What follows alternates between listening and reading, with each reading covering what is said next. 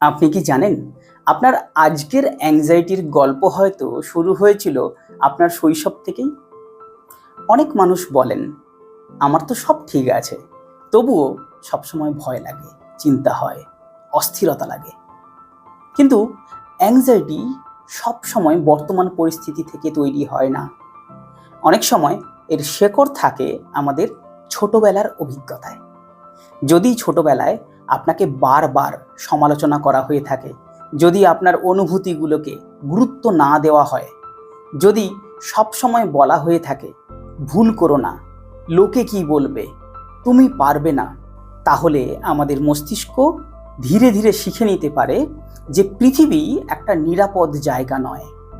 ফলে বড় হওয়ার পরও আপনি হয়তো অতিরিক্ত চিন্তা করেন, সবাইকে খুশি রাখার চেষ্টা করেন, ছোট ভুলেও ভয় পান, সবসময় ওর্স্ট কেস সিনারিও কল্পনা করতে থাকেন।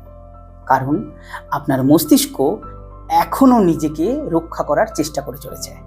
মনে রাখবেন, আপনার অ্যাংজাইটি দুর্বলতার লক্ষণ নয়। এটি হয়তো সেই শিশুটির প্রতিক্রিয়া যা একসময় নিরাপত্তা, গ্রহণযোগ্যতা বা ভালোবাসার জন্য সংগ্রাম করছিল। আর সবচেয়ে গুরুত্বপূর্ণ কথা হলো, শৈশব আপনার গল্পের শুরু হতে পারে, কিন্তু আপনার ভবিষ্যৎ নির্ধারণ করে না।